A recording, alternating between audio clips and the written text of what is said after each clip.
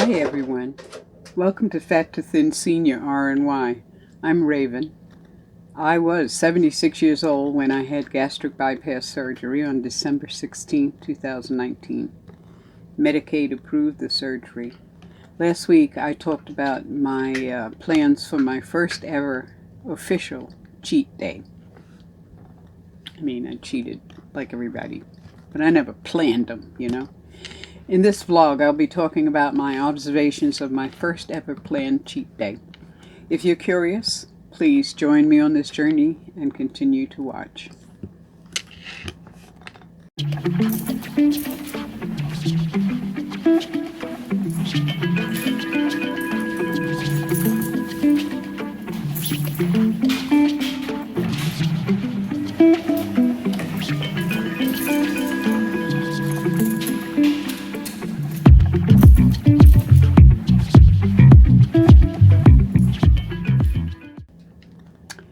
Last week I talked about my plans for my first ever official cheat day. This week I will talk about the glorious cheat day itself. And I want to thank everyone for their advice. Most people said not to do a cheat day because it leads to cheat days and cheat weeks and cheat months until, the good days are gone. But even so, I chose to do a cheat day just to see what it feels like and to try some bad foods to see if I still like them. My taste buds have changed so much that foods that I used to really enjoy, I can't imagine why I did. Anyway, I chose to see what it feels like.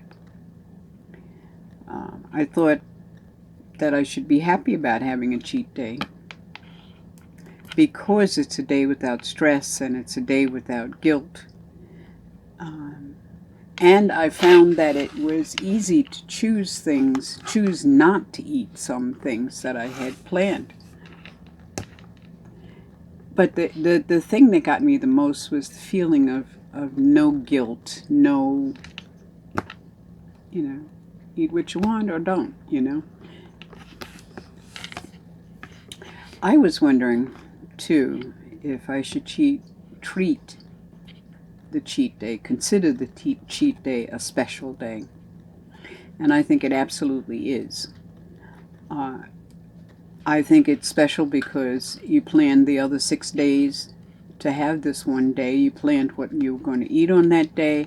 It was a fully planned day, unlike most days. At least I found that most days I don't really plan. I mean, I tried the prepping, meal prepping. I'm really lousy at that. And the problem with that is that I can't eat but so much. If I meal prep 2 meals, it's 2 weeks worth of food, So, excuse me. I just keep going, So that didn't work for me. I mean, it works okay in that I can make one big ass soup or one huge ass salad or something like that and eat it all week long. But, after the 3rd week, this kind of got kind of tedious. So I haven't been doing meal prepping. And I haven't really been cooking twice a week. And I am cooking once a week, but I'm not cooking something huge to be used throughout the week, like a big soup or something.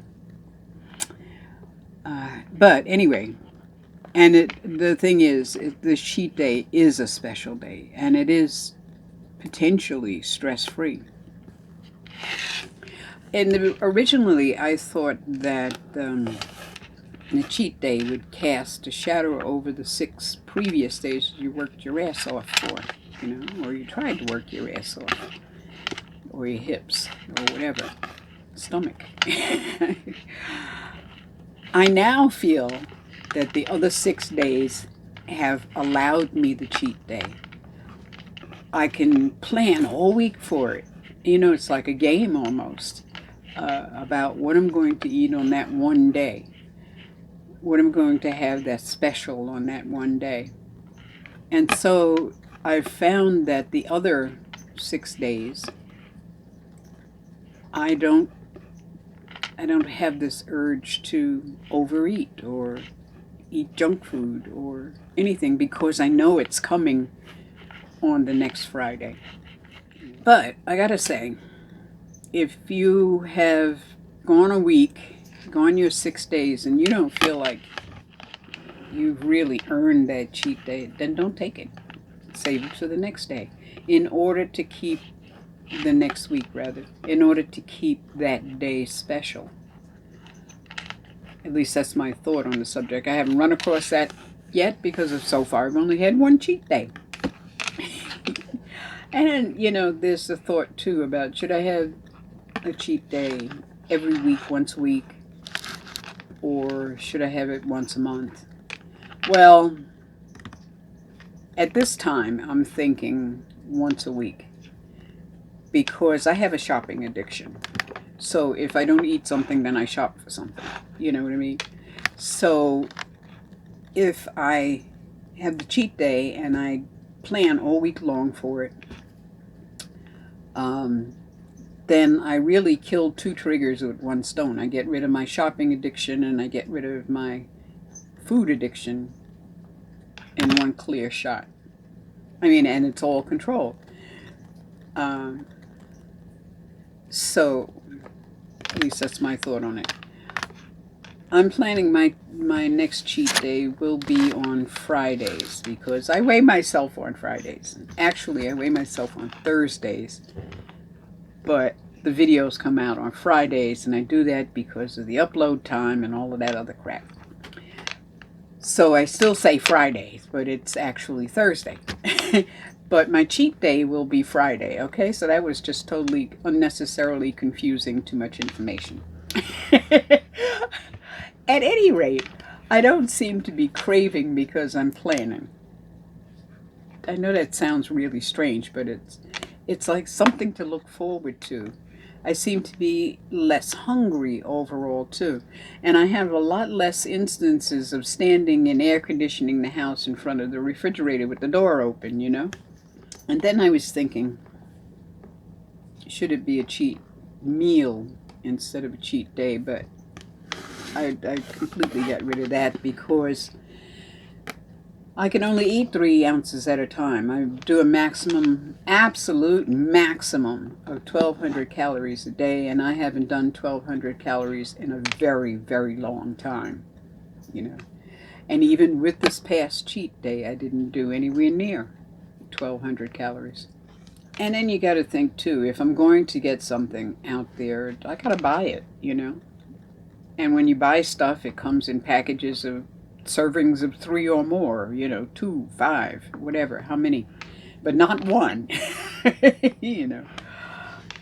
So I was thinking, is all this planning the foundation of a cheat day?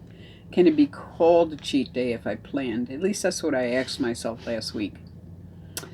And I think it can be. And it should be, in order to differentiate it from other days. This is a special day. Give it a special name. I think that if I plan all week long, then I don't overbuy stuff, you know. And I find too that I'm willing to wait until next cheat day for some things. Like, for instance, I went to a website. I went to a lot of websites, all of them with menus, and I was looking for places that deliver and that kind of stuff. And so I would go to the menu and I'd pick out all the kind of stuff that I wanted. And then I'd leave the page. One of them, I started just picking out stuff that looked good to me, right? came out to $47. You know, $47 feeds me for half a month. You know, it's just amazing. And it would have been about a half a month for me to eat all of that. So, at any rate, my first cheat day ever, I limited the calories to 1,200 calories, which was what the doctor said was the absolute maximum. I did not eat 1,200 calories. I think I ate 800. I planned for the day, and I just ate whatever the stuff I planned for that day. You know, I didn't go out and get something extra on top of that. And I ordered my meal the night before, because the restaurants are delivering, but they only deliver up to 9 o'clock, and they don't start delivering until like 1 o'clock in the afternoon. So I ordered the day before, so I'd have stuff for the morning. So 7 o'clock in the morning, I had kombucha and vitamins. Tastes good to me. Well, the vitamins don't taste good, but what the hell. At 9 o'clock, I had 3 mild hot wings, which made me very, very full. I did not use the dipping sauce, and it took me 3 days to eat those 8 chicken wings. You know. At 1 o'clock, I splurged. I had a piece of New York style cheesecake, because that restaurant sold New York style cheesecake, and I said, oh yeah, okay, I didn't get a regular piece of cake for my birthday, so what the hell. It was okay. It wasn't as good as I remembered. I ate it all during the course of the day, you know, picking at it little bit by little bit, every time saying to myself, you know, you ought to throw this out. I don't know why I didn't toss it out. It didn't taste that great, but I ate it. At 3 p.m. I ate 3 ounces of calzone. I ordered this personal size calzone. It was this big, from fingertip to fingertip. Huge, huge, huge. I mean, huge. And that was a personal size. I probably should have ordered the kid size. You know, it's just ridiculous. Anyway, it was okay. It wasn't the greatest. It took 3 days for me to eat the whole thing. I didn't use the marinara dipping sauce. And overall, I think it was too much cheese for my body to handle. By the last day of eating it, I wasn't feeling great, and I was starting to get headaches again. But that was that day. That was at 3 o'clock. At 8 o'clock at night, 8 p.m., I had another 1.5 ounces of calzone. I told you I bought ice cream, but I didn't eat the ice cream until Monday. I chose not to eat the ice cream until Monday. It was just too full. Just way too full. The ice cream was delicious. It was damn good. It was better than 𝘁𝗿𝗄𝗆. It was great. It was like handmade ice cream. There used to be, in the little town of Charlestown, New Hampshire, there is a little place. This guy makes handmade ice cream. He only serves it for 3 months out of the summertime. And if you don't get there, you have missed out for sure. Well, this ice cream tasted like his. Absolutely, absolutely wonderful. I mean, there was nothing in it but what was supposed to be in it, you know.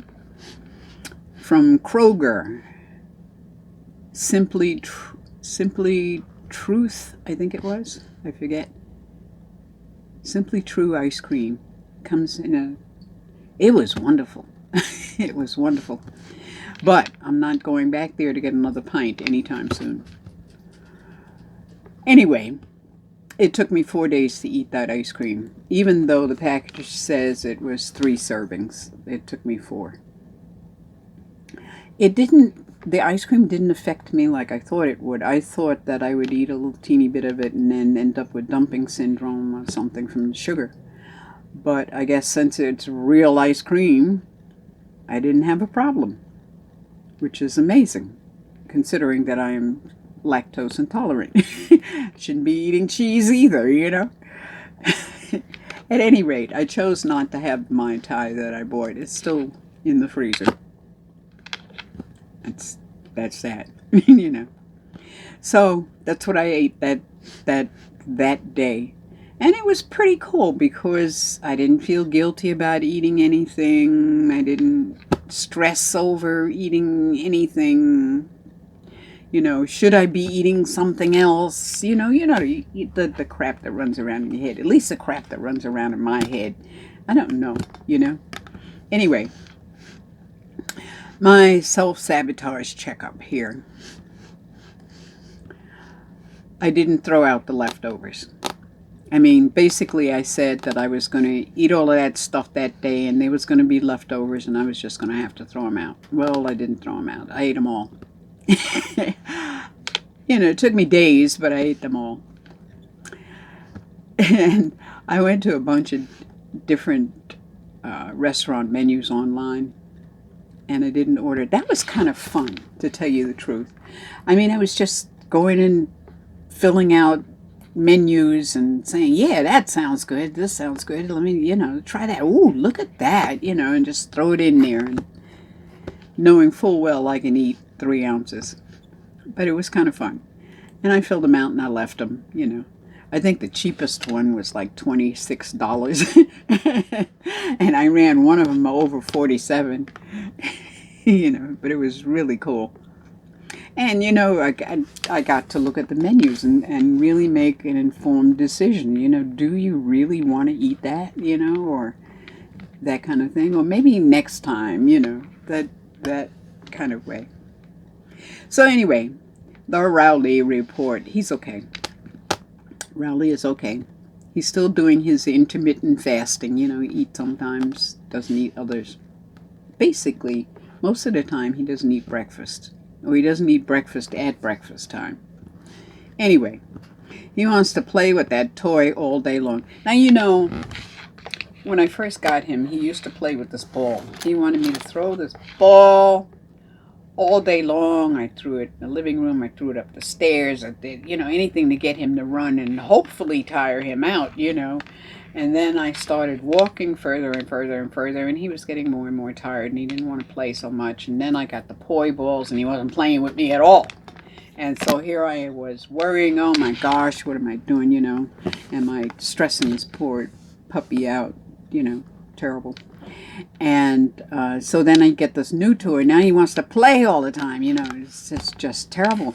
And today I said, play later, because I needed to do this video, and he was not happy. He was not happy at all. He sulked, took his toy, sulked, got underneath the table and laid down in his bed, and he's been there ever since. Not happy. So I think my problem is me. His problem is me, you know. I get a bad case of the lazies. I don't want to play all day long. It's just the way it is. Okay. So anyway, to sum up, I'm feeling good and still have no regrets about the surgery. I think it was the right road for me to travel. And as a result of this surgery, I still feel good. I feel good mentally and physically, and I think it really does a job for me more mentally than physically, although the physical is, you know, is last stopgap method, because you really don't like dumping syndrome, let me tell you. Anyway, I would do the surgery again, for sure. So, please like, share, subscribe, comment, and ring the notification bell, okay? And thanks for those of you who have subscribed. I put a link below. Oh, yes, I put a link below on how to make a face shield from soda bottles. 2-liter soda bottles, weather stripping, and some string. Probably have everything already in the house. I don't have any soda bottles. And there aren't any recycling places in Nevada that I could go buy some empty soda bottles. So I've been thinking about maybe buying a bottle of soda or some kind of cheap fizzy stuff that comes in a 2-liter bottle just to get the bottle, you know, to pour out the drink. And give it a try, because the way that it's configured, it actually not only comes straight down, but goes underneath your chin too. I could see that you could use small bottles for small people, you know, whereas right now there's nothing really much for babies or anything like that. And of course it's recommended that you wear a shield and a mask, although most places, well, every place around here will allow you to wear a shield or a mask, but you have to have one or the other. I have a shield that I bought from the local casino. They were selling them for $5 a piece, and just to think that I could make a soda bottle one for $1, you know, and drink the soda if I wanted to, you know. I went and took Rowley walking one evening with the mask on, and another evening with the shield on, because it's now required in Nevada that if you're outside you have to have something covering your face. And they are beginning to enforce that here at the resort, although they're not nearly as stringent as other places. But I've gotten stopped, you know, where's your mask? So I put on the shield. The shield is much, much easier to breathe and exercise with and be outside with than just definitely better. So I'm thinking that the soda bottle one would be better than the face shield that I bought, because the face shield that I bought just comes straight down. And it comes down to about here, but it's straight down and it bangs up against my nose. So I'm thinking I need to put more stuff across here, you know, and you get that winter door insulation stuff with the stickies on one side and foam on the other, you know, and you change it out every year. That's what you use on the top. Not bad. So next time I go to the store, I'm gonna get a soda bottle and try it out, because I think it would be much more comfortable than the face shield that I have, and much more useful because it goes under the chin. So anyway, ran off at the mouth again. The link is below. Okay, take care of yourselves, take care of your associates, and blessed be.